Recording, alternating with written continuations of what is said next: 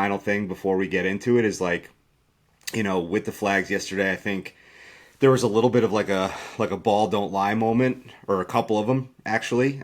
There was a whole Jalen Hurts false start that didn't get called, threw an interception on the next play. The play after the Quinnen roughing the passer, got a fumble on the next play. And then that Brown long catch, the AJ Brown long catch that was not a catch, that led to a missed field goal. So like a couple of those plays, like I go back to what Brees has said the last couple of weeks, like better team won, better team, better coach won. And look, I'm not saying that we're a better team than the Eagles, but like yesterday, despite the flags and no flags, like the team that was supposed to win yesterday won.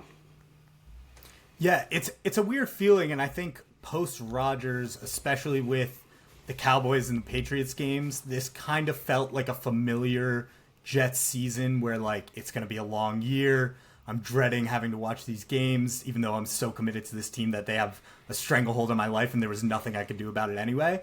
And slowly but surely, this team has, completely won me back over, and it feels like a different group. And we were talking about our initial thoughts of the game and like texting afterwards, and I was at SoFi at the Rams game for work, and like that game was like pretty much out of reach for most of the fourth quarter. People were leaving early, and like I'm screaming like a lunatic looking at my phone in my seat. People are like, what the fuck is going on? It is just like it's getting to the point again where like I'm so excited for Sundays. I'm thrilled about the direction of this team, and I think that starts first and foremost with like the defense finally being who they thought they are, who we thought they were.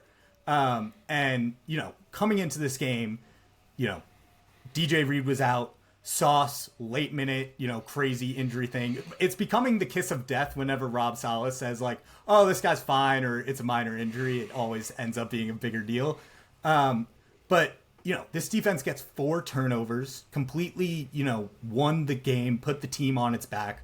Who are you most impressed by watching the game yesterday? I know you already shouted out your boy Tony Adams, who used your bulletin board material, so to speak. But who else were you impressed by watching the team on Sunday? Yeah, the Rob Saleh stuff with the injuries is becoming a funny meme now. I saw one on Saturday that was like John F. Kennedy. Robert Saleh says he's expecting John F. Kennedy to play after suffering a head injury in Houston. And I was dying laughing. So we've said it on this pod before, right? Like, he's a known liar. We can't believe him at this point. And if he's going to play games with the injury report, you could say whether or not that's ethical or not. But, look, they came in with a defensive plan that nobody knew what it was going to be, and it worked. So, and you said it, right? 4 turnovers with only 4 cornerbacks active. Luckily, we had the sure-handed Quinnen Williams out there to catch an interception. A lot of guys played a lot of positions yesterday. Saleh said this in his press conference today and on the radio before, that they have not played since college or since high school. So they have not played these positions at college or the NFL level. And that was part of the game plan, was just moving guys all around. And it all came together at the last second because they didn't find out about Sauce till Saturday.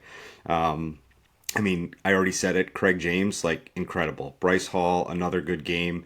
And you couldn't ask for it to happen to a better guy as far as Bryce Hall. Every time he talks, I'm just like, man, this is just such a nice kid here.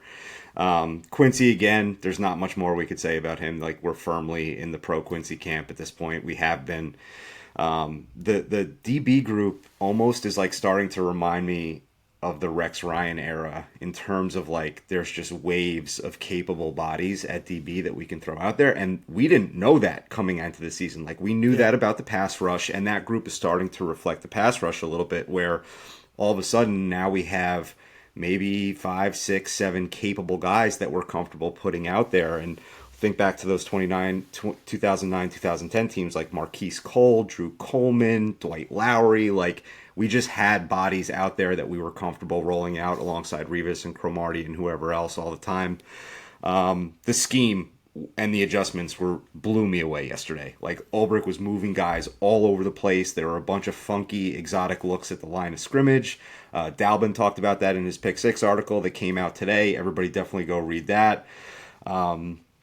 Tony Adams, he said in his press conference yesterday, they were like, "What did you do on that play?" Right? He was like, "I didn't do anything special. I did my job. The coaches literally told me go sit in this spot on the field, and Jalen Hurts is going to throw the ball right to you." And that's exactly what happened. And credit to Tony Adams for giving all the credit to the coaches, and credit to the coaches for knowing it that well that they put him in that spot to be successful there.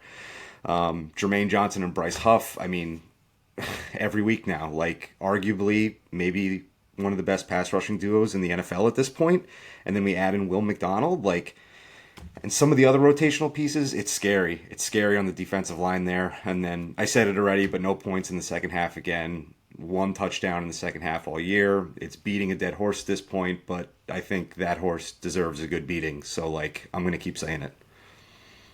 Yeah, man. You brought up Ulbrich, and I think too, he was like persona non grata initially when the Robert Saleh era started, and there were a lot of people complaining about this defense.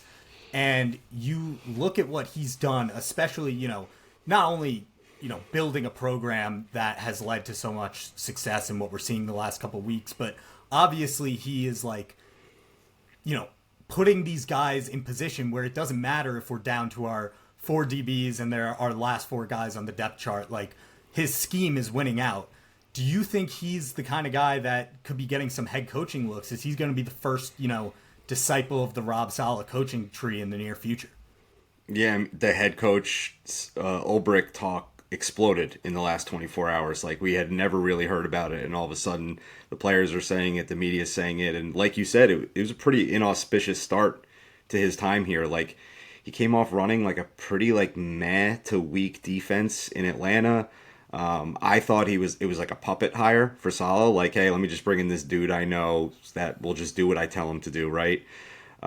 Just a classic like guy bringing in a guy he knows type thing. And there's a bad year one. They were awful that first year, and it feels far away. It's hard to remember at this point, but like people were like, hold on, I thought Saleh was supposed to be a defensive guy. Like the defense was terrible.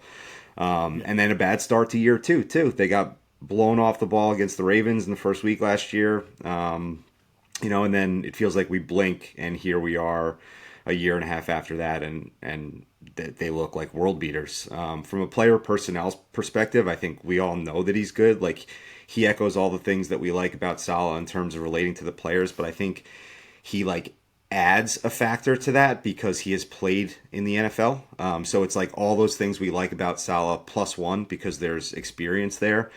He mentioned in talking about Bryce Hall in his press conference last week. And by the way, I don't know if anybody ever watches the press conferences, but Ulbrich is always out of breath in his Thursday press conference. I never know why. It's like he just ran Permanently stairs. amped up. Yeah, he might. Permanently Yeah, amped maybe up. he is. But he mentioned in his last week that like